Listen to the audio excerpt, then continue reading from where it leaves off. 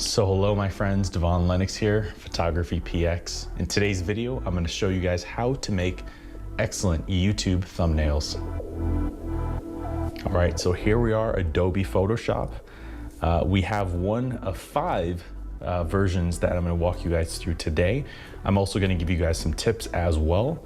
The timestamps for this video will be in the description down below. This is also going to be a free downloadable PSD project file that you can download in the link down below as well. We hope it helps you guys out.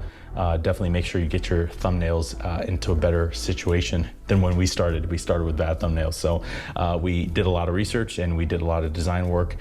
So we're going to be giving out some of the free designs that we've created and walk you guys through some of the tips and tricks that we've learned over the last 6 months of uploading about 70 or so videos, trying a variety of different thumbnails ourselves, trying a variety of different designs, both some that have been published on YouTube. A lot of them have been trial and error behind the scenes that have not been published on YouTube as one of our actual thumbnails. But so yeah, we'll kind of walk through just kind of an introduction right now, part 1. So why do I want to give you guys this and why do I think this is important? Ultimately, thumbnails on YouTube are really what people are going to be seeing. It's kind of like that whole the clickbait idea of someone sees your thumbnail and they see about maybe 4, 5, 6 words, depending on the length of words of your video description, and sometimes they see a little bit of text underneath. Those are the only keys and cues that people have when it comes to clicking your video. So your thumbnail does need to be concise, straight to the point. It needs to be eye-catching as well, and it needs to be something that's going to intrigue your viewer. So ultimately, your thumbnail has to speak volumes about really what you're going to cover in that video, or kind of like the something just interesting or intriguing to capture the viewer's eye. And we realized that was very important. Now I see a lot of photographers here on YouTube not really prioritizing the importance of thumbnails, and I think that's kind of going to be a hindrance to them.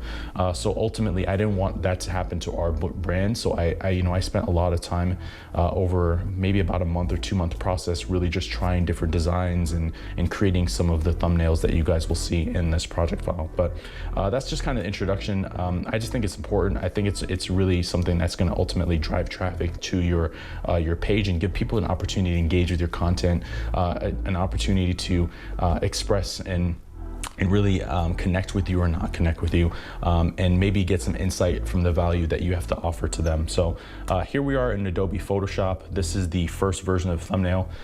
This project file that you guys can download is going to have 5 different designs. This is version 1 of an ongoing project that we will be doing here at PhotopX. So we will just be giving out dozens and dozens and dozens and dozens of different thumbnail examples and templates that you can just download free of charge from our website. That link is in the description below. So this is design 1. This is going to be design 2. This is design 3. Let me actually disable this. I'll walk you guys through the project file here shortly, but this is design number 4, and then this is design number 5. So when you guys open this, we'll go into part 2 right now. Next, right here in this section, I'm going to show you guys how to kind of utilize this project file. And then in section 3, we'll go through how you guys can go about redesigning this for your own thumbnails. I will give you guys tips and tricks how to actually orient the PSD project file here in Photoshop to make sure it gives you the best resolution and best viewing quality on YouTube. There are certain sizes, dimensions, and requirements that you need to make sure your thumbnails is actually going to properly fit and work. Essentially, when you guys download this, it will look a little bit different. I need to clean up this project file before I put it on our website, but ultimately you will see the 5 designs. They're broken down into some kind of text and then a background layer of some sort. It's going to be the same kind of general concept for all of them. There's going to be a design section, and then your title information, and then just kind of borders and design work. Now these fonts are going to be different from the version that you guys are going to get, because you guys may not have this actual font. So I'm going to make sure it's a system font that everyone has when they use Photoshop. But ultimately what you do, you press T on your keyboard to open up the text tool. Over here, your typeface tool. And then let me unlock this layer. Then you will type in title is missing text. Okay, you can substitute it, that's fine. Again, I don't even have that text for this one myself. But then you can type in your video. So Dodge and burn, and for example, dodge and burn, and then quickly, I don't know, something like that. You can write in your whatever your text will be, and then how you guys can resize this. You will need to go over to make sure you can see the characters panel on Photoshop. Ultimately, all of these are designed in certain ways, but depending on what font that you use, and then also how much text you're putting in each section, you will need to go over here and play around with some of the character settings. Now, to essentially what you're going to do is select your font that you want to use, whether I was using DIN Condense, Dint Condense, or Futera. Those are the fonts that we actually use. But and then you're going to play around with the size of the font. You're going to play around with the text height to make sure it meets the height that you guys want to use, and then the spacing of the characters and or letters. Those are the things that you're going to kind of play around with to get the titles that are here after you replace them with the actual titles you want to use. The titles that are here on Photoshop, how you can get them to fit the content that you're actually going to write in there. These are just generic insert your title here text, just so that you guys know where to insert the titles. But ultimately, that's how you're going to go about using this. You're just going to write that in. If you want to keep it the same, then you can make sure you look over here to see what the dimensions are, and then you can keep it in the same sizing as the original design, or you can change it. Either or is fine. The designs are just here for your use. And then it's going to be the same exact thing. For this one, you would have the main title over here, and then on this side you can add additional information, like guest features and things of that nature, or doing something quickly. Same kind of principle here. You just do the title. Headline title can go up here, and then some subtext could go down here. And that's basically how you're going to go about using this.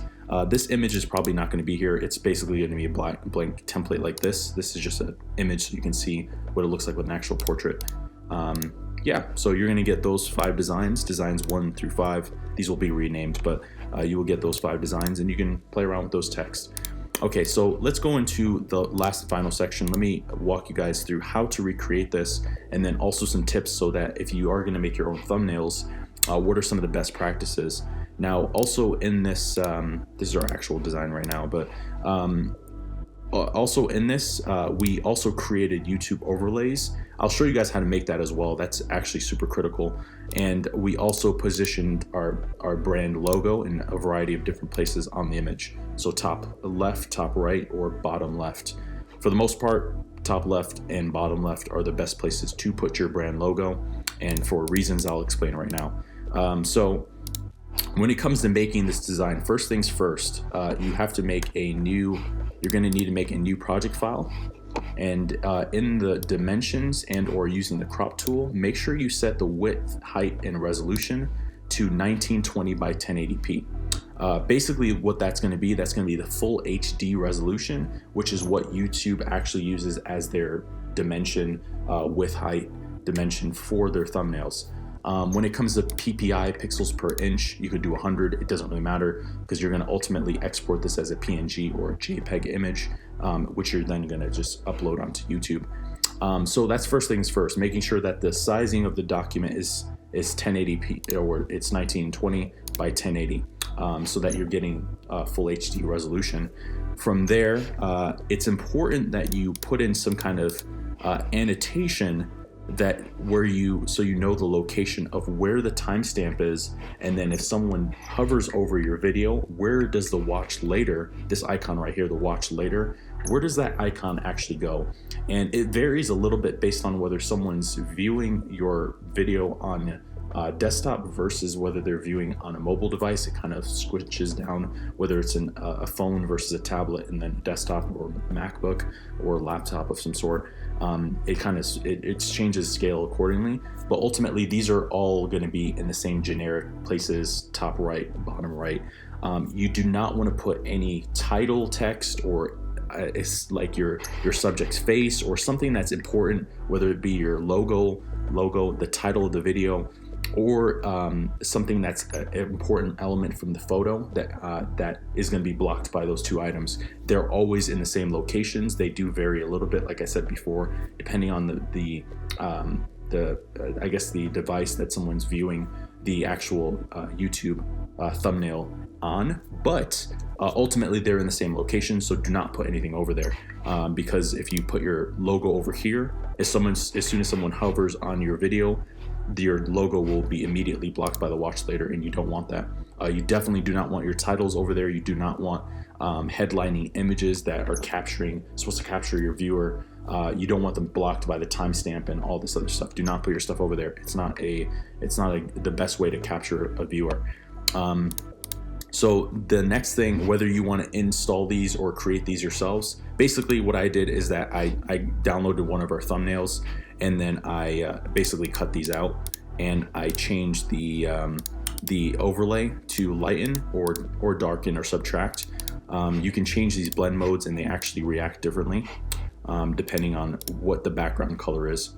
But essentially that's all I did, and I just made it into a rectangle, and the square was nice and even.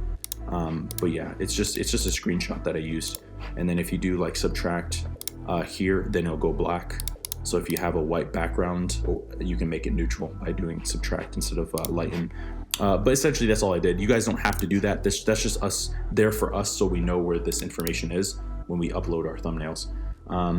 The next thing I can say in terms of creating this yourself, besides the framing, making sure you don't put anything on this side, is really ultimately is going to come down to making sure your titles for your videos are very concise. They're easy and straight to the point. They're easy to read, so that someone kind of scrolling through your video library has a really good understanding of what that video is, because more than likely they may not be able to see all of the description or the title information, depending on the device that they're actually viewing the application or viewing the video on. So making sure that your video titles aren't too long and they're not too distracting is another key tip there. Yeah, I mean, outside of that, I don't really have any other insight that I can give you guys on these. Just kind of play around with importing your own images. Again, these are just here as examples, so you guys can see them before you download the template if you want to download it or make your own. And there are just some examples there. I hope the overlay does help you guys. Definitely be cognizant of how you're putting information on these sides. That would be something that's a critical piece of information to use when you're making your designs for your thumbnails, and then just disable it and then bounce it out. The only other thing I guess I'd like to show you guys that may be important as well is how to export this. For us, we honestly just do quick export as PNGs. And by default, I'm pretty sure, let's see if we go to export as, so if it goes to PNG, transparency, these are the default settings, where the scale is 100%, the width is 1080, and then the height is 608, which is a little bit weird. It should be, yeah, it should be different, but yeah, but 1080, the document is 1080p, but yeah, I don't know why the canvas size is a little bit different, but nonetheless, these are the export preferences that we have, and it converts it to sRGB because you can't actually see full RGB color on YouTube in that fashion. Yeah, outside of that, I don't know if you guys will have any particular questions on this, but I hope this adds value to you guys. I hope this helps. Again, we will be releasing future versions, version 2 and version 3 of this, probably within the next month and a half. I'll keep on doing those designs, and that is a free download in our description below. Thank you for watching today's video. I hope you found the contents of today's video insightful and added value to you. If you're new here, please consider subscribing if you haven't done so already. Also, leave us a like and a comment in the description down below. Let us know if I overlooked something or I missed something covered in today's video. This is Devon Lennox. You know where to find us. Photography.